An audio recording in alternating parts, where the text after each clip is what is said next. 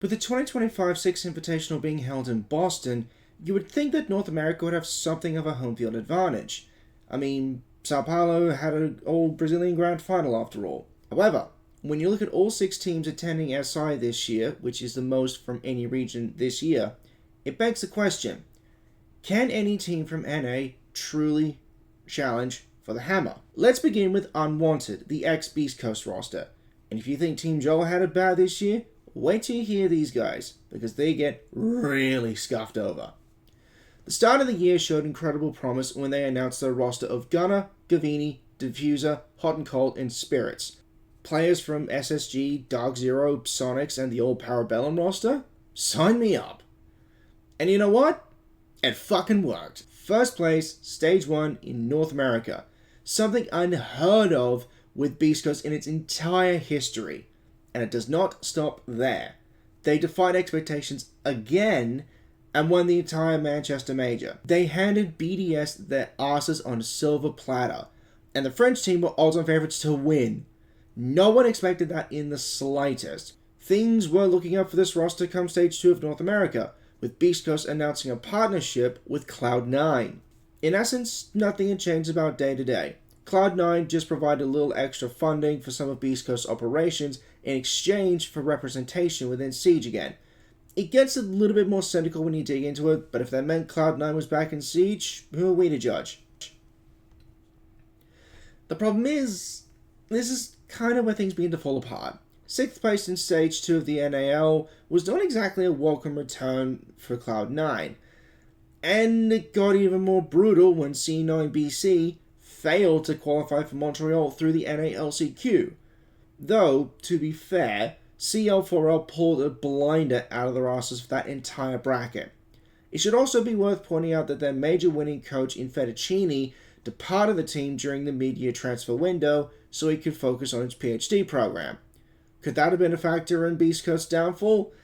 We'll never know. Because in one of the most moronic and brain-dead moves to occur since Team Empire dropped its entire core after SI 2022, Beast Coast was acquired by M80, who absorbed all of the esports operations, but not the roster.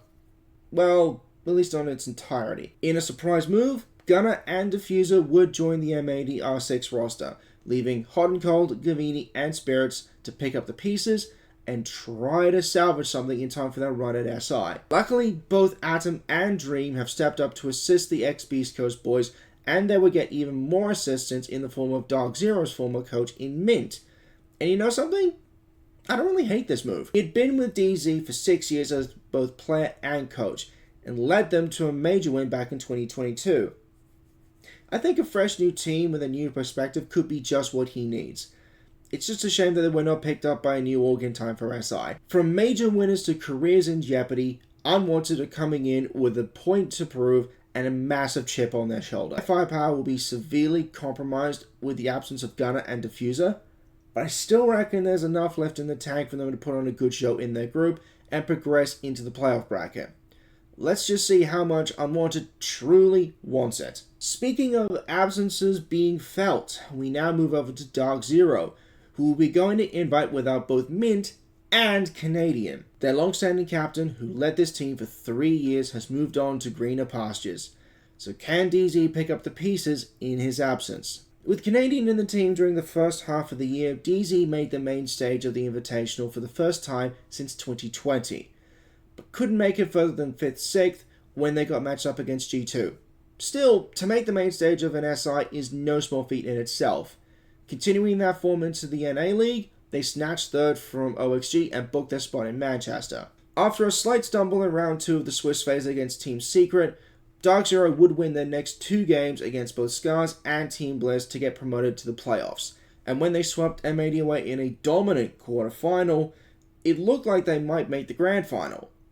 But they were not able to take a map against BDS. Still, that result all but confirmed their spot for SI 2025.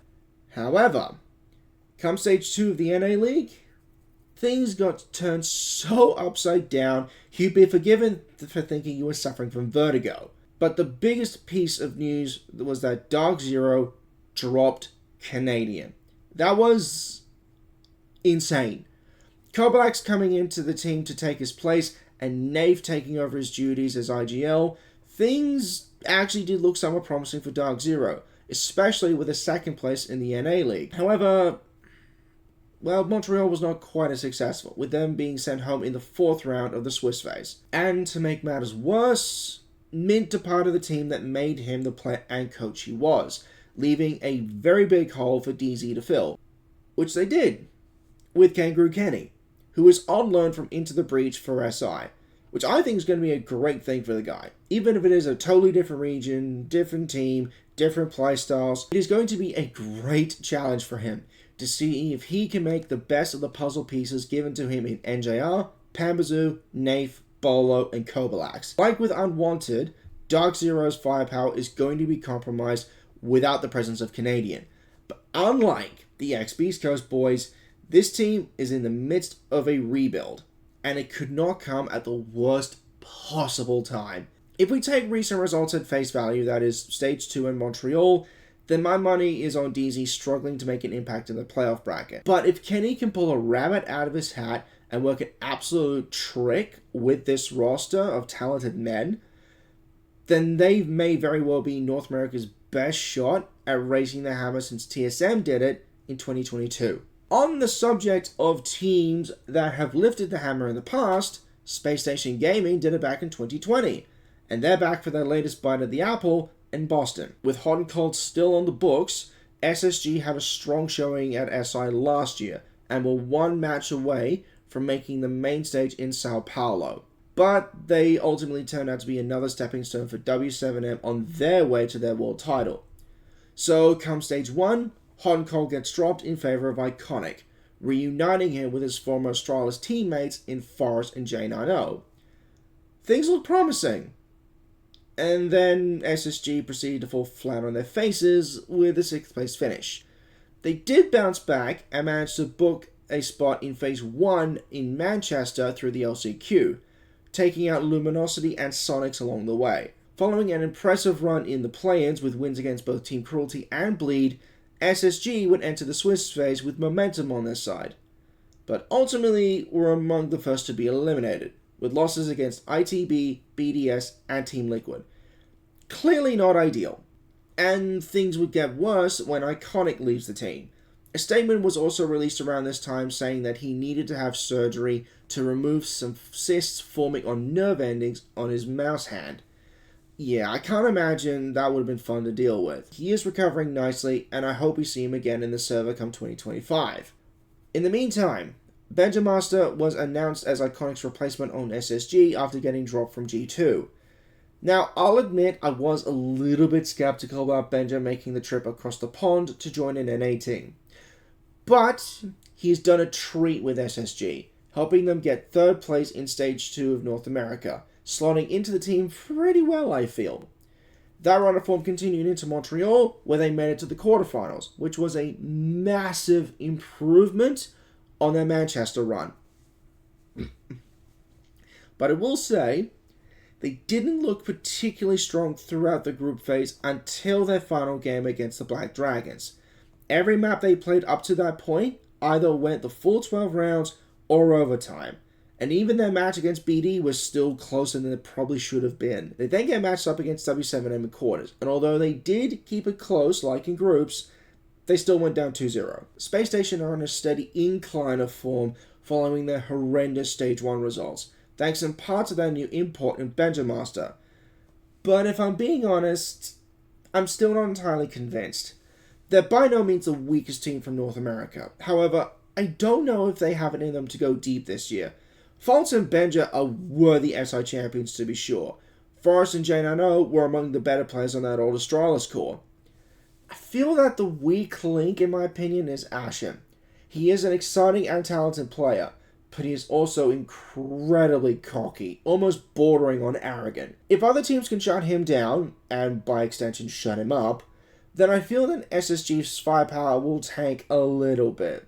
I think they'll make it out of groups, but not much further than that. Next up is M80, the perennial moneybags of the North American League. The amount of money this org must have poured into this roster only for it to produce nothing, something's going to give here. I'll give you an interesting stat for you. In the last 12 months, from last SI to now, M80 have had 13 players on their books. 13 players over 12 months. Just wrap your heads around that for a second. This all moves players around faster than a Formula 1 pit stop, for fuck's sake. And I am not done with that either.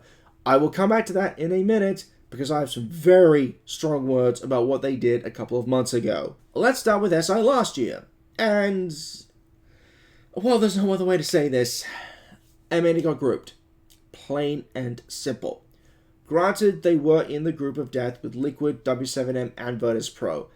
And to be fair to them, most of their losses were in overtime.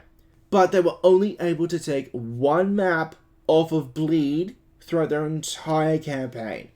And that was with Spoit, Yoga, Gomez, Diaz, and Iconic on the roster. So after SI, they dropped Gomez, Diaz, Yoga, and Iconic, leaving just Spoit on the active roster. They then bring back Kino off the bench and onto the starting five, and then they ship over Cameraman, Citizen, and Noodle. To be honest, this looks like a damn good roster, and that turned out to be the case, with second place in Stage 1 of the North American League behind Beast Coast.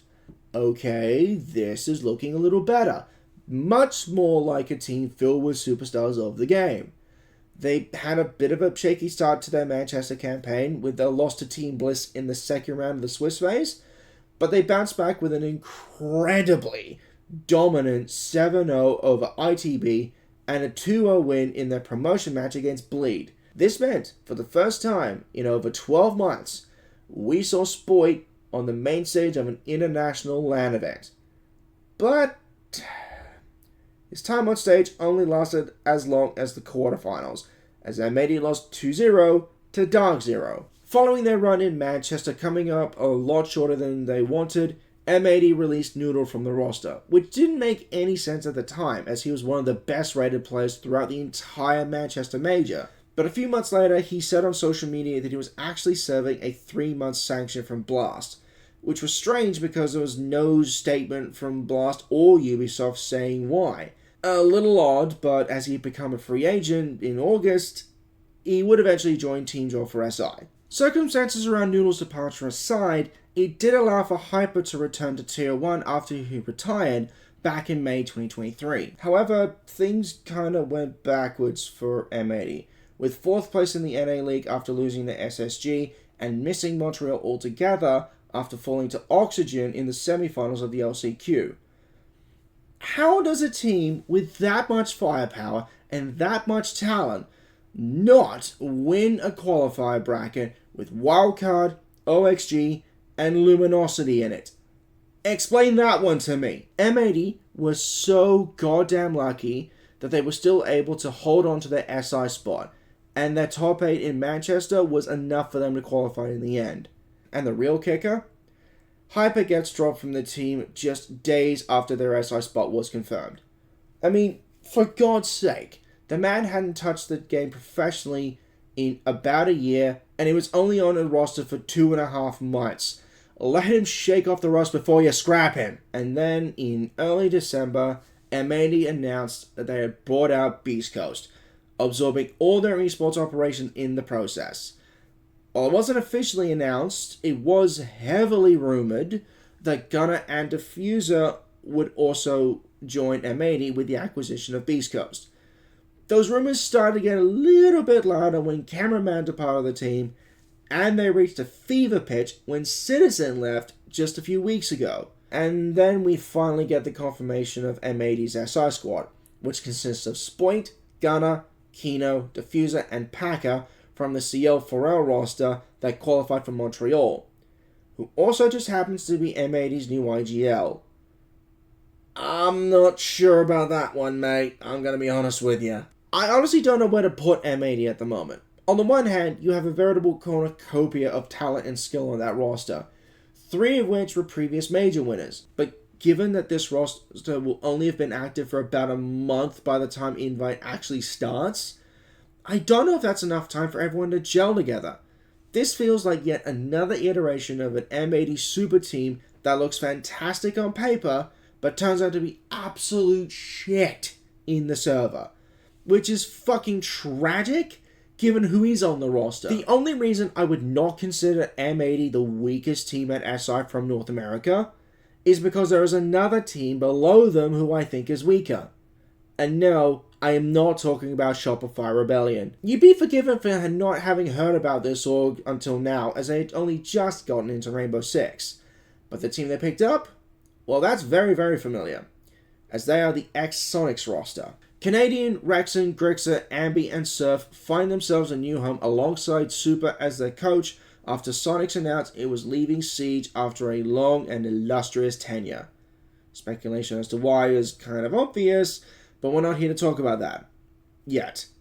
We're here to talk about whether SI's first major event will be a successful one. For the purposes of this video, we will take the results from when they were under the Sonics banner, starting with SI last year. With Citizen and Geometrics on the team in teal made it all the way up to the main stage. First seed out of their group, sent the Wolves down to the lower bracket, but then come up against both FaZe Clan and W7M back-to-back, getting sent home by both grand finalists. Still, 5th-6th place is a damn good result. After SI, Sonics decided to make some changes. Citizen departs for M80 and Grixer gets benched. In their places come Adam and Merc, the latter reuniting with his former TSM teammate in Geo. This seemed like a solid lineup on paper, but reality decided to be a bench. 8th place in Stage 1 of the NA League for Sonics, and were not even able to take a map off of SSG and the LCQ Grand Final. That had to have soured the mood a bit. Sonics decided to change things up again come the mid-year transfer window. Their long-standing coaching goddess retires, Merc and Adam both depart the team, Grixer and Geometrics swap places on both the bench and the roster, and Surf also joins the team. But it's who else joined the team that seems to have been an absolute masterstroke from Super. Because in what might be the biggest coup to come out of North America since Bolo unretired and joined DarkZero, they signed Canadian after DZ dropped him. Now that is fucking genius. And it proved to be just the thing the Sonics needed, with first place in Stage 2 of the NA League, beating Canadian's old team in DZ in the Grand Final.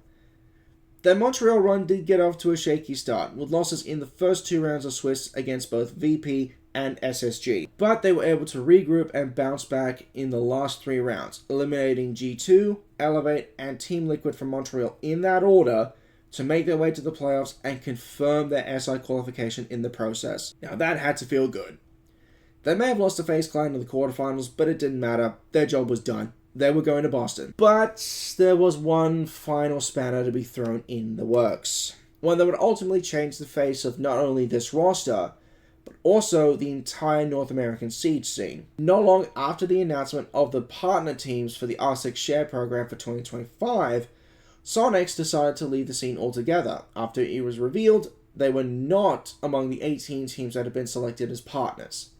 Their competitive license got transferred over to Super, and this roster went LFO for a couple of weeks, which is when Shopify Rebellion came in and picked up this roster for SI and beyond. I know I've said this a couple of times in the course of this breakdown series, but this may be the strongest that this roster has looked in a couple of years. Rexon and Grixer are still stupidly consistent, Ambi is becoming an integral spear for this team, Canadians IGLing and experience at SI are second to none, and Surf is having a breakout few months since coming onto the team. Fun fact, by the way, Canadian is now the only player in Siege history to have appeared at every SI since its inception back in 2017. He's lifted the hammer twice with 2 separate teams, and he could very well do it a 3rd time with Shopify Rebellion. But while this roster has made the main stage of SI twice before, they've never gotten higher than 5th and 6th. Can this be the year they break that jinx? And now for the last team from North America, the team that qualified through the LCQ. In a triumphant return to the big leagues, welcome back, Oxygen Esports. 2024 for these guys just straight up sucked. They're the only team going to Invite this year that did not qualify for either major, either through the North American League or the LCQ. Hell, they didn't even qualify for the EWC. That was how bad it was for OXG this year. They just couldn't get their shit together. They were not able to qualify for the Invitational last year, which prompted Yaga to join M80 temporarily for their run at SI. but he returned to the team shortly after their run came to a very, very abrupt end. Fox 8 then decided to retire from competitive Siege in March last year, and went on to join his former teammate Laxing on the NA desk. With Fisher's retirement also being announced, that just left Dream and Newers on the roster until OXG re-signed Yaga, who also brought along Diaz and Gomez after they too got dropped from M80. Things looked promising to begin with second place in the regular season giving them a fast pass in the second round of the Stage 1 NAL playoffs. However, they then went out in straight sets against M80 and DarkZero, and unfortunately, this would be the best result they would get all year. And as bad as Stage 1 turned out to be, it was nowhere near as bad as Stage 2. How bad, you say? How about 8th place? They did not make playoffs. At all. And this was after they dropped Dream for Hat on the active roster during the media transfer window. What the fuck is going on there? But, to their credit, they stuck it out and they persevered all the way through the qualifier gauntlet, right up through to the final qualifier bracket. Brushing away the loyalty is scarce roster in the first round of the upper bracket, they would then lose to Wildcard 2-1 in the upper bracket final. They then bounced back with a 2-0 win over Team Cruelty in the lower bracket final and completed the dream by getting payback against Wildcard in the grand final. OXG absolutely deserved their spot at SI this year based on their LCQ run. Having to play 3 matches back to back to back on the same day is a true endurance test that not a lot of other teams could have easily pulled off. But if you look at their entire 2024 season from start to finish, it begs the question of whether or not they can actually survive. It bears repeating that they are the only team that did not make a single LAN event this year. And in the grand scheme of a 6 Invitational, that matters. I would easily consider OXG the weakest team from North America in Invite this year. North America, I think, has a solid shot of winning SI this year, but not with as many teams as you may think. I'm going to say maybe only 2 teams have a real shot of lifting the hammer in Boston, and one of them is very, very tenuous. I think Shopify Rebellion is North America's best chance of making it to the grand final at bare minimum. You just can't go past Grixer and Rexon's combined fragging power, as well as having a leader of Canadians' caliber. Not to mention, Super as a coach should make for a very, very scary combination. DarkZero, I think, is the other possibility, but it is very much an outside chance. Montreal was proof positive that things didn't quite work out as intended when they brought Kobalax in for Canadian, not to mention having Kangaroo Kenny as an interim coach for SI. I feel that is either going to come together fantastically or devolve into a fantastic clusterfuck. Unwanted and SSG aren't bad teams by any means, but I don't think they're World Championship teams at the moment, particularly Unwanted, having their major winning roster split in half. As for M80 and OXG, I don't know what we're going to get from either, if I'm going to be honest. The expectation for Oxygen is that they're going to get crushed under their weight of the first international event in well over 12 months. And M80, honestly, I've got no clue whether to expect utter fucking brilliance or utter fucking shit. That does it for North America's SI delegation. Do you think any team from North America has a chance of winning it all in Boston? Let me know in the comments below which team you think will rank highest from North America. MENA and Europe wrap up this breakdown series, and I have some opinions there. If you like the video and want to see more content like this, feel free to like the video and subscribe to this channel for more Siege content in the future. Until next time, operators, this is your Red and Silver Wolf, signing out.